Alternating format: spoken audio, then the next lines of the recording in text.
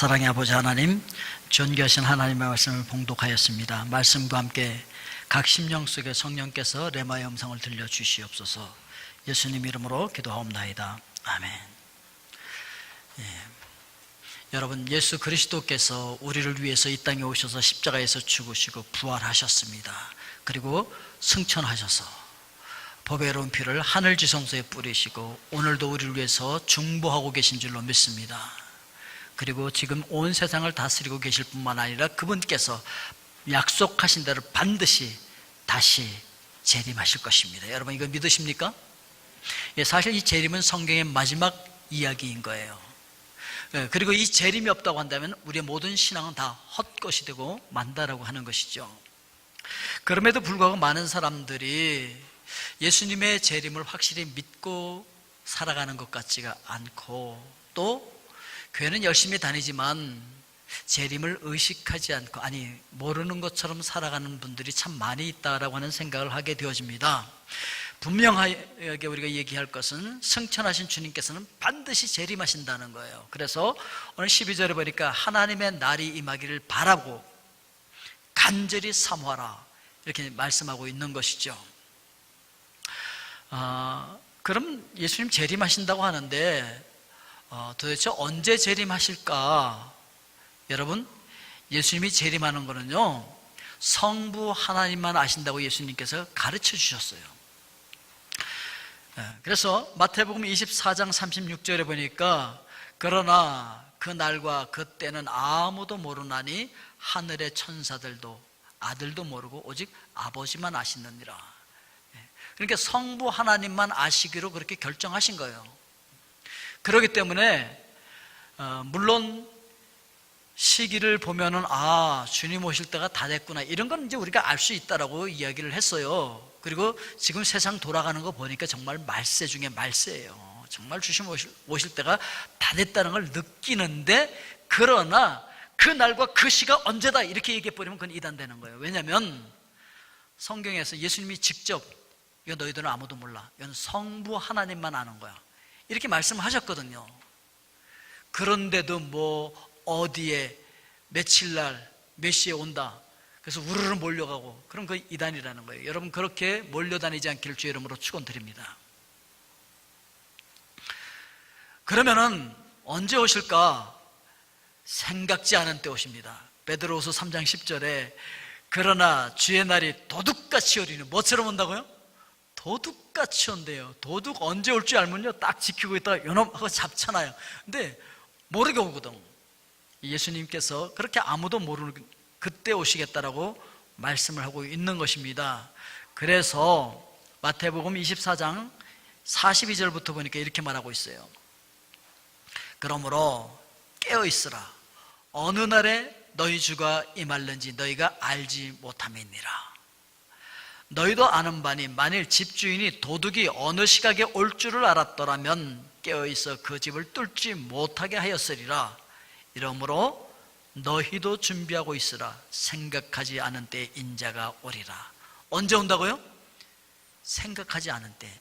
지금은 안 올 거야, 지금은 오실 때가 아닐 거야 라고 생각하고 있는 그때 오신다는 거예요. 그러니까 분명히 우리가 기억해야 할 것이 무엇이냐면, 예수님 오실 때 그 재림 준비를 대부분의 사람들이 하지 못한 상태에서 맞이한다는 거지. 대부분의 사람들이 그걸 모르는 상태에서 맞이하니까 이것도 마찬가지예요. 뭐냐면 자기가 죽을 날짜를 또 사실 몰라요. 개인적인 종말이 있고 우주적인 종말이 있는데, 우주적인 종말도 때가 다가왔다라고 하는 건 느껴도 그날과 그 시를 모르는 것처럼 우리 개인적인 종말도요 잘 몰라요. 몇 날 며칠 몇 시에 자기가 딱 죽을 걸 알면은 좀 준비를 하잖아요. 근데 대부분 잘 몰라요. 대부분의 사람들이 준비 없이 그날을 맞이한다고요. 그런데 우주적인 종말을 맞이할 때, 예수님께서 재림하실 때 대부분의 사람들이 준비 못한 상태에서 맞이한다는 거죠. 그럼 예수님께서 재림하시는 방법이 어떤 것이냐? 많은 사람들이요, 예수님 벌써 재림하셨는데 사람들이 몰라준다고, 이분이 재림 예수다, 뭐 저분이 재림 예수다, 참 재림 예수가 많아요. 제가 한국을 떠날 때만 해도 한국에만도 재림 예수가 36명이 있었어요. 그래서 전 세계적으로 재림 예수가 얼마나 많겠어요. 그런데 유독 한국의 재림 예수가 또 많아요. 지금도 이단이 한국에 많이 있고. 근데 이게 다 거짓말인 이유가 뭐냐면 모든 사람이 볼 수 있게 임하는 거예요. 사도행전 1장 9절부터 보니까 이 말씀을 마치시고 그들이 보는 데 올려져 가시니 구름이 그를 가리어 보이지 않게 하더라. 올라가실 때 제자들이 자세히 하늘을 쳐다보고 있는데 흰옷 입은 두 사람이 그들 곁에 서서 이르되 갈릴리 사람들아 어찌하여 서서 하늘을 쳐다보느냐?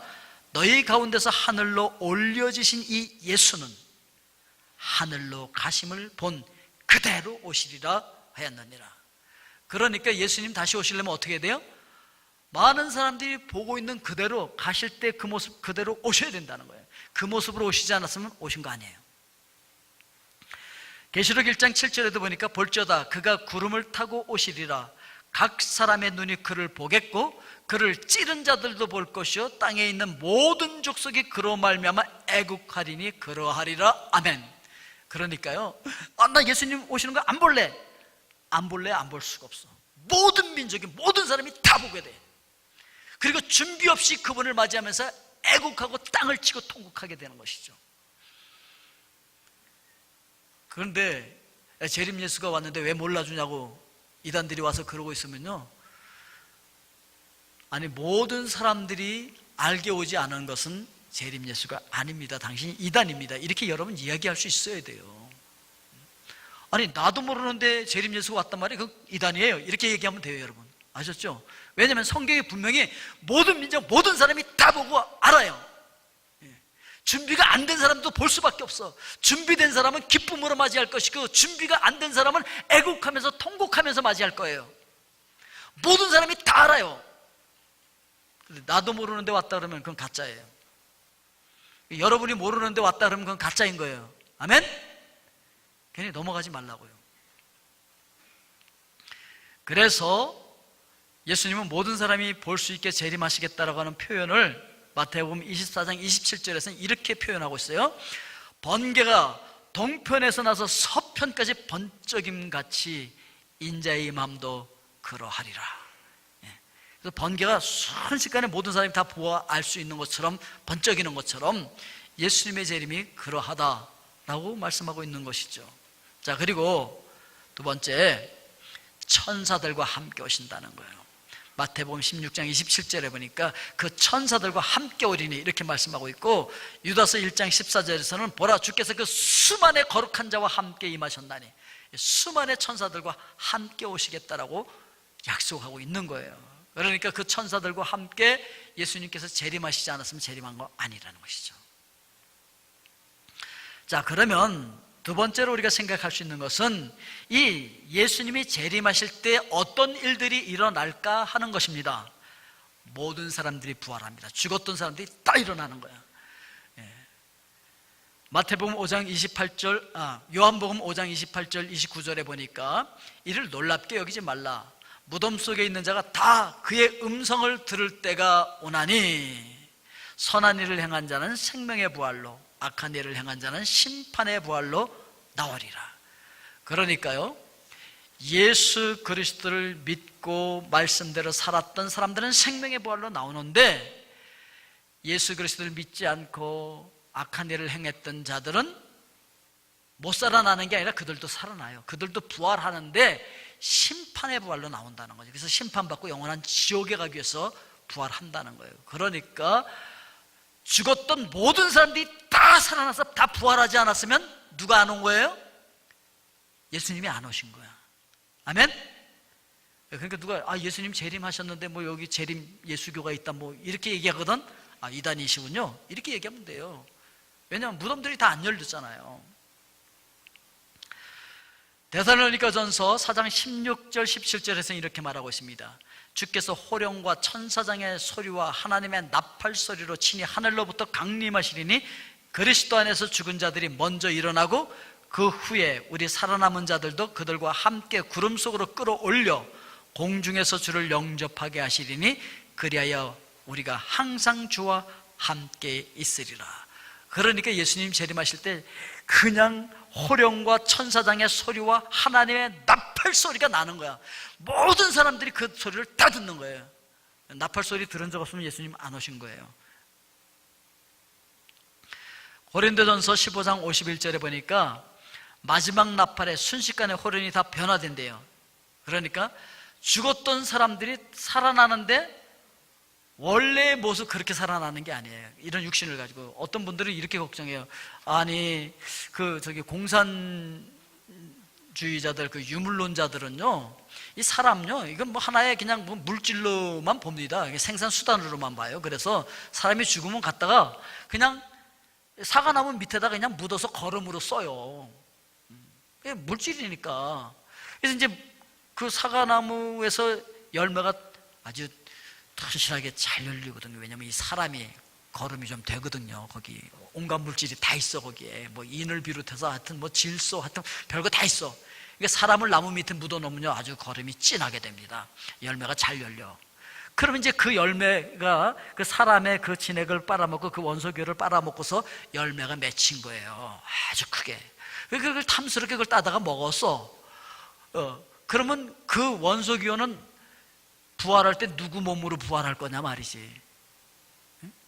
그래서 헷갈려 하는 사람도 있어요. 그럼 그건, 그 원소교는 도대체 누구 몸을 가서 형성해야 되냐 말이지. 이건, 예? 근데 여러분, 그거 헷갈릴 필요 하나도 없어요. 왜냐하면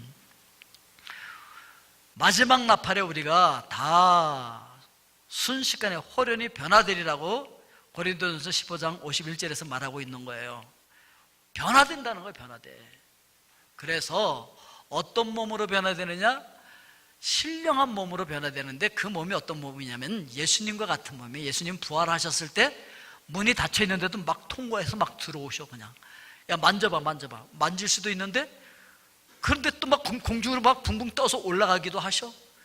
예, 드실 수도 있고 안 먹어도 살고. 예, 뭐 차를 타거나 비행기를 타고 가야 되는 게 아니라 생각만 하면 그 자리에 가 있을 수가 있어요. 이런 비물질적임에도 불구하고 만져질 수도 있고, 그럼에도 불구하고 시간과 공간을 초월할 수 있는, 그냥 공중에 막 떠 올라갈 수 있는 그런 신령한 몸으로 부활하는 거예요. 우리 이런 육체로 부활하는 게 아니라고요. 변화된 상태로 부활한다고요. 아멘? 그럼 그동안 살아있던 우리는, 살아있을 때 예수님 만나는 사람들은 어떻게 될 거냐 말이죠. 예, 그게 고린도전서 15장 52절에서 이렇게 말하고 있는 거예요. 나팔 소리가 나매 죽은 자들이 썩지 아니할 것으로 다시 살아나고 우리도 변화되리라. 우리도 뭐가 된다고요? 변화된대요. 우리도 신령한 몸으로 변화돼. 그래서 우리가 마음먹은 장소에 그냥 가 있을 수 있고요, 먹어도 되고 안 먹어도 되고요, 예, 뭐 다시는 병에 걸리지 않는 그런 이 물질적인 몸이 아니라 신령한 몸으로 부활하게 되어진다. 변화되어진다. 그러니까 예수님이 오시면 이런 일들이 일어난다는 거예요. 이제 이런 일들이 일어나지 않았으면 예수님이 오신 것이 아니라는 것이죠. 그리고 예수 그리스도께서 오실 때 또 어떤 일들이 일어나느냐? 하늘과 땅의 모든 것이 불타서 다 녹아서 풀어진대요. 그래서 오늘 10절 말씀해 보니까 그날에는 하늘이 큰 소리로 떠나가고 물질이 뜨거운 불에 풀어지고, 예, 뜨거우면요 다 타버리고 다 녹아서 없어진다는 것이죠. 12절에서 그날에 하늘이 불에 타서 풀어지고 물질이 뜨거운 불에 녹아지려니와. 그러니까 지금 우리가 보고 있는 이 우주가요 다 녹아버리는 거, 다 타고 다 없어지는 거예요. 그리고서 어떤 일이 일어나느냐? 심판이 있다는 거예요. 히브리서 9장 27절에 보니까 한 번 죽는 것은 사람에게 정해진 것이요 그 후에는 심판이 있으리니. 여러분, 이 심판은 아무도 피할 수가 없어요. 다 받아야 돼요. 어떻게 심판을 받느냐? 고린도후서 5장 10절에 보니까 이는 우리가 다 반드시 그리스도의 심판대 앞에 나타나게 되어 각각 선, 악간에 그 몸으로 행한 것을 따라 받으려 함이라. 그러니까 여러분들이 선을 행했는지 악을 행했는지 그걸 따라서 우리 심판받게 된다, 이렇게 말씀하고 있는 거예요. 로마서 2장 5절부터 8절까지 쭉 보니까요, 어떤 것들이 심판을 받느냐면 내 고집과 회개하지 아니한 마음을 따라서 심판을 받고, 6절에 보니까 그 행한 대로 보응을 하되, 7절에서 참고 선을 행하여 영광과 존귀와 썩지 아니함을 구하는 자에게는 영생으로 하시고, 오직 당을 지어 진리를 따르지 아니하고 불의를 따르는 자에게는 진노와 분노로 하시리라. 그러니까 우리 좀 잘 삽시다. 아멘? 무엇도 심판의 대상이냐? 마태복음 12장 36절에 보니까 무슨 무익한 말을 하든지 심판날에 이에 대하여 신문을 받으리니, 말을 참 조심해야 돼. 이 무익한 말을 하면 심판받는다는 거예요.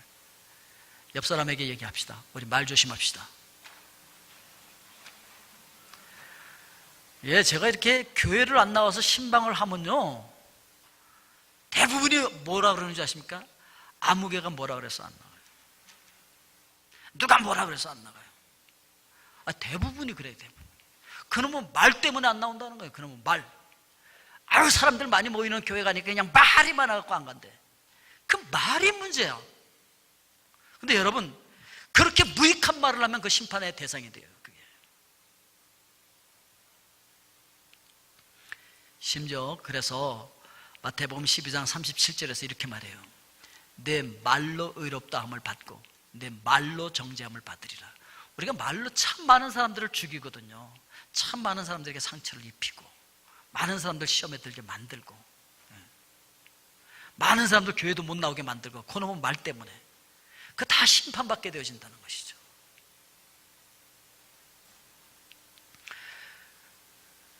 마태복음 25장 40절에 보니까 내 형제 중에 지극히 작은 자 하나에게 한 것이 곧 내게 한 것이니라.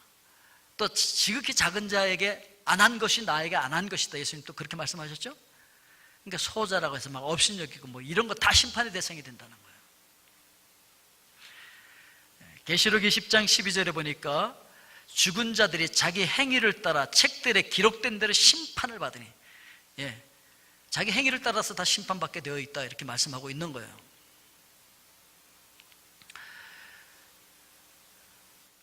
또한 마태복음 7장 19절부터 보니까 아름다운 열매를 맺지 아니하는 나무마다 찍혀 불에 던져진대요.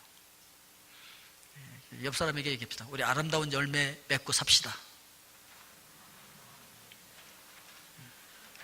그래서 그 열매로 그 사람을 알겠다라고 말씀을 하고 있는 거예요. 그럼 그 열매를 어떻게 맺을 수 있느냐? 마태복음 7장 21절에 보니까 나더러 주여 주여 하는 자마다 다 천국에 들어갈 것이 아니요 다만 하늘에 계신 내 아버지의 뜻대로 행하는 자라에 들어가리라. 누구 뜻대로? 하나님 아버지의 뜻대로 행하는 자들이 천국에 들어갈 거예요. 야고보서 2장 17절을 우리가 다시 기억하면요, 이와 같이 행함이 없는 믿음은 그 자체가 죽은 것이라 그랬어요. 이런 사람들은 생명책에 기록이 되지 못해요. 계시록 20장 15절에 보니까 생명책에 기록되지 못한 자는 불못에 던져지더라, 이렇게 말씀하고 있거든요.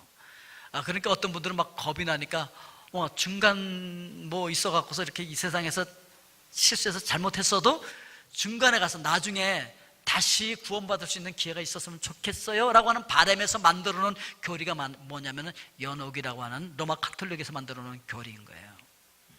그래서 중간 단계가 있다고 생각하는 거죠. 거기 가서 잘만 하면 또 후대 사람들이 그를 위해서 기도해주고 뭐 이렇게 헌금도 많이 하고 막 이래 주면은 거기서 이제 천국으로 가는 중간 장소인 연옥이 있다, 이렇게 생각하는데 아니요, 성경에 그런 장소는 없어요. 계시록 22장 20절에 보니까 이것들을 증언하신 이가 이르시되 내가 진실로 속히 오리라 하시거늘 아멘 주 예수여 오시옵소서. 이 고백이 가능하시겠습니까? 지난주에 저 산타 카탈리나 피놀라 캄브리아 마을 그 산사태 난 곳을 우리 선교 임원들이 이렇게 방문하고 와서 이렇게 저에게 알려주셨는데요. 참 너무 마음이 아프더라고요. 그러지 않아도 신문을 보면서도 마음이 아팠는데 갔다 오신 분들의 얘기를 들으니까 너무 마음이 아픈 것이요. 거기 뭐 지금 사망자가 280명, 실종자가 70명인데 현지 주민들 얘기로는 더 많대요. 그게 이재민이 약 한 400명 정도 발생했는데 그 사건 발생한 시간이 밤 9시 반이었어요. 그런데 안타까운 것은 그날 거기에 있던 그 개신교 이글레시아 델 미엘 교회, 우리 같이 선교하는 그런 교회거든요. 여기 선교팀들 거기서 이제 아마 개척해서 세웠나 봐요. 거기다 미엘 교회. 그날이 10월 1일 어린이날이라 어린이들 다 모여서 이렇게 부모님들하고 같이 행사를 하고 있었나 봐요. 그때 그러다가 이게 무너져 내려가지고 다 죽은 거예요.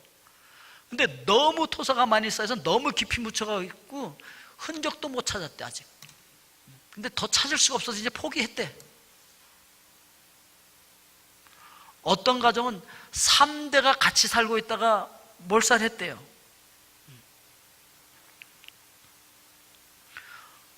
어떤 가족은 아버지만 겨우 살았는데 왜 살았냐니까 야간 일하러 나가 있는 바람에 살았대. 그리고 거기 있던 사람들은 다 죽은 거예요.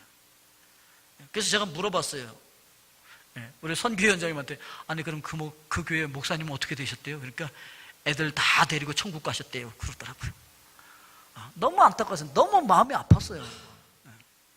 한번 여러분 생각해 봅시다. 이 산타카탈리나 피눌라 캄브리아 마을에 살고 있는 사람들이 이거 무너질 위험을 알고 있었을까요? 없었을까요? 알고 있었죠. 당국에서, 관계 당국에서 몰랐을까요? 알았어요. 그래서 거기 위험하니까 들어가서 살지 말라고 그랬어요.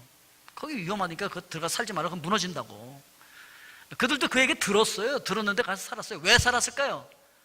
왜 살기는 거기밖에 살 길이 없었거든.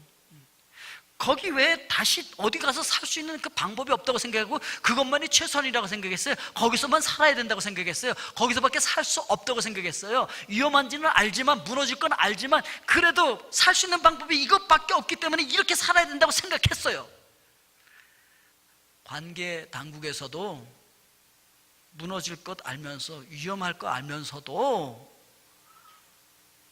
방법이 없다고 생각해서 그냥 놔둔 거예요. 그냥 그랬는데 무너졌어요. 그러면 한번 여러분 생각해 보십시오. 거기 살고 있는 사람들이 정말 무너질 것을 확신했을까요? 또 관계 당국이 정말 무너져서 그 엄청난 사람이 죽을 것을 확실히 알았을까요? 확신이 있었을까요? 아니지. 위험하지만 안 무너질지도 몰라. 위험하지만 에이 설마 무너지겠어? 그런 거죠. 그러니까 이걸 다시 바꿔서 말하면요 이런 거예요. 여러분, 예수님께서 재림하실 것을 믿으십니까? 믿죠. 그리고 여러분들이 말한 거, 생각한 거, 행동한 거 그대로 선악간에 심판하실 것을 믿으십니까? 어떤 무익한 말을 하더라도 그 다 심판의 대상이 된다는 거 아십니까? 여러분들이 한 말로 의롭다함을 받고 여러분들이 한 말 때문에 정죄함을 받는다는 사실을 믿으십니까? 믿는다고 말하죠. 다 예수님 재림하실 것, 심판하실 것 다 믿죠. 그리고 예수님 재림하시면 이 땅에 있는 것 다 타서 없어지고 다 녹아서 없어질 것 알죠? 뭐 성경에 다 있는데 설교도 뭐 수십 번 들었을 텐데 믿죠? 그런데 정말 믿냐 말이죠. 정말 그 산타카탈리나 피눌라 캄브리아 그 골짜기에서 저 토사가 무너져서 우리를 덮칠 것을 확실히 알고 있었다고 한다면 그래도 살 길이 이것밖에 없어요. 내 발등에 불이 떨어졌고 그냥 내 코가 석자고 그러니까 살기 위해서는 그냥 여기 있을 수밖에 없어요. 그러면서 이것밖에 할 수 없다고 그들이 거기 있었겠냐고요. 정말 믿었다면 뛰쳐나온 거지. 그럼 왜 거기 있었어요? 안 믿은 거지. 설마 무너질까 뭐.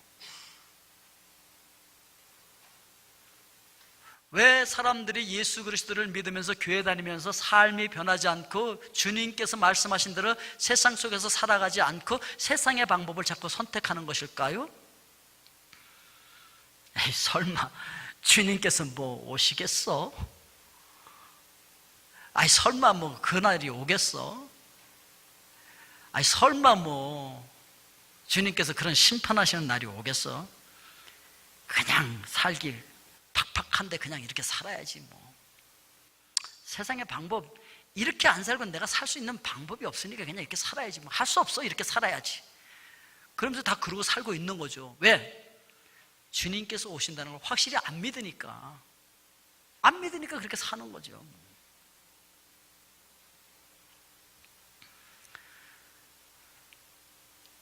여러분, 그럼 우리가 어떻게 살아야 합니까? 오늘 말씀 11절 하반절에 보니까 너희가 어떤 사람이 되어야 마땅하냐? 거룩한 행실과 경건함으로 하나님의 날이 임하기를 바라보고 간절히 사모하라. 그러니까 우리가 거룩한 행실과 경건하게 살아야 된다는 거예요. 그리고 하나님의 날이 임하기를 사모하면서 살아야 된다는 거예요. 그러기 위해서 우리가 하나님의 마음을 가져야 돼요. 우리가 전에 기억했던 빌립보서 2장 5절 말씀, 너희 안에 이 마음을 품어라 곧 그리스도 예수의 마음이니. 여러분, 많은 사람들이요 이렇게 위로를 받습니다. 나는 하나님이 좋아하는 걸 싫어하고 하나님이 싫어하는 건 너무 좋아. 그리고 살아가요. 그러면서 어떤 배짱이 있냐면, 그래도 나는 구원받을 거야. 왜냐하면 하나님께서 나를 사랑하시니까, 예수님께서 나를 위해서 십자가 위에서 죽어주셨으니까 나는 그걸 믿기 때문에 나는 구원받아. 여러분, 맞아요. 하나님께서 주신 선물, 믿음으로 말미암아 우리가 구원을 받아요. 아멘이십니까? 그런데 믿기만 하면 구원받아요. 그렇지만 정말 믿어야 구원받는 거예요. 정말 믿어야 구원받아요. 입술로만 믿는다고 말한다고 구원받는 게 아니고 진짜 믿어야 구원받는다니까요. 여러분, 거기 있으면 이거 무너진다 그랬으면요, 그걸 저는 확실히 믿어요, 확실히 이건 난 무너질 거 믿어요, 그러면서 그 속에 있는 건 믿는 게 아니라고요. 정말 믿는다면 거기서 뛰쳐나오는 거예요. 그게 믿는 거라고요. 우리가 정말 예수님을 믿는다면, 정말 하나님을 믿는다면, 그러면 회개에 합당한 열매를 맺게 돼 있다는 것이죠. 그러면 정말 말씀대로 살게 돼 있다는 거죠. 그러면 정말 아름다운 열매를 맺게 돼 있다는 것이죠. 정말 믿으면 삶이 달라진다는 거죠. 믿는다고 하면서 그러나 살 수 있는 방법이 이것밖에 없어, 이렇게 살아야 돼요, 그냥 세상의 방법대로, 이러고 있지 않다는 거죠. 우리는 저것이 무너질지를 확실히 알지만, 그렇지만 살 수 있는 곳이 여기밖에 없기 때문에 그냥 여기서 그냥 살아야 돼요. 그럼 거기 있지 않는다는 거죠. 정말 믿는다면 살기 위해서는 뛰쳐나오는 거죠. 그게 믿는 거지. 그 안에 있으면서 우린 믿어요 그러고 있는 게 어떻게 믿는 겁니까? 그게 입술로만 믿는 것이지. 정말 믿으면 구원받습니다. 우리 행위로 구원 못 받아요. 우리는 구원받을 수 있는 그런 존재들이 아니에요. 그렇지만 정말 믿어야 구원받습니다. 입술로만 믿는다고 해서 구원받는 것이 아니라는 것이죠. 그리고 정말 믿으면 행함이 따라 나오게 돼 있다는 것이죠. 아름다운 열매를 맺게 돼 있다는 거죠. 회개에 합당한 열매를 맺게 돼 있다는 것이죠. 그러면서 갈라디아서 5장 16절에 보니까 내가 이르노니 너희는 성령을 따라 행하라. 그리하면 육체의 욕심을 이루지 아니하니라. 진리와 성령의 음성을 따라 우리가 살아가야 그게 바로 구원받은 사람들이라는 것이죠. 그게 바로 믿는 사람들이라고 성경은 이야기하고 있는 것입니다. 왜 성령을 따라가야 되냐면요, 내가 아무리 착한 일을 많이 하고 내가 아무리 착하게 살려고 해도요, 그건 안 되는 거예요. 교회 안 다녀도, 예수 믿지 않아도 착한 일 나름대로 열심히 하는 사람들 참 많이 있어요. 그런데 여러분, 우리가 알아야 될 것은 아무리 선한 일을 많이 하는 것 같아도 그 내면 깊숙한 곳에서는 자기를 높이고자 하는 그런 마음이 있다고요. 그 안에 교만한 마음이 있어요. 자기 잘난 척하는 마음이 그 속에 있어요. 겉으로는 아닌 척하지만. 다른 사람들을 얼마든지 열심히 도와줄 수 있지만 깊이 살펴보면은 다른 사람들에게 나타내고자 하는 그런 마음이 그 속에 숨어 있다고요. 나 잘났지? 그런 마음이 있다고요, 그 안에. 이런 걸로는 구원받을 수 없다는 거예요. 그리고 정말 중생의 경험이 있다고 한다면 나 같은 죄인을 살리신 하나님의 은혜를 경험한 사람들은요, 이런 거 드러내지 않습니다. 마음의 동기가 이런 데서 우리가 구제를 하거나 선교하지 않는다고요. 정말 나를 구원해 주신 그 하나님의 은혜에 감격해서 하는 거지.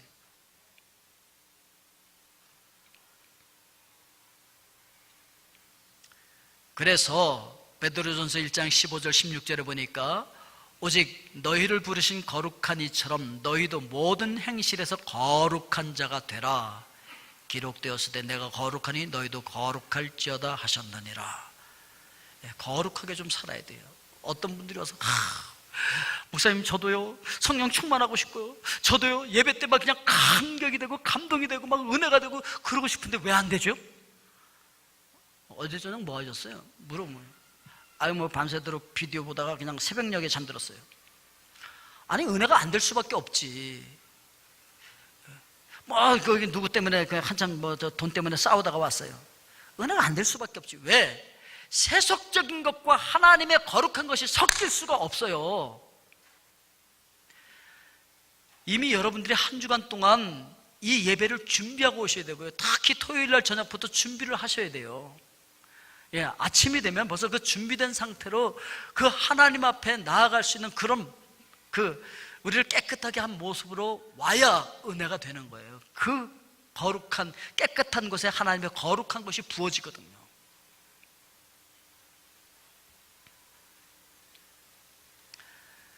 그리고 우리는 계속 지금까지 주장한 것이 무엇이냐면 예수 그리스도께서 나를 위해서 십자가에서 죽어주셨다. 그런데 우리가 예수 그리스도와 하나가 되어서 나의 옛사람도 거기 죽었다. 이걸 고백하고 있잖아요. 갈라디아서 5장 24절에 보니까 그리스도 예수의 사람들은 육체와 함께 그 정욕과 탐심을 십자가에 못 박았느니라. 이게 십자가에 못 박혀야 된다는 거죠. 그렇게 되어질 때 주님께서 다시 오실 때 우리는 기쁨으로 주님을 맞이할 수가 있을 것입니다. 다시 한번 본문을 이야기하면은 그날에 하늘이 불에 타서 풀어지고 물질이 뜨거운 불에 녹아지려니와 13절 말씀, 우리는 그의 약속대로 의가 있는 곳인 새 하늘과 새 땅을 바라보도다. 오늘 여러분 그 새 하늘과 새 땅을 바라보면서 소망 가운데 승리하실 수 있길 주의 이름으로 축원드립니다. 아멘. 기도하겠습니다.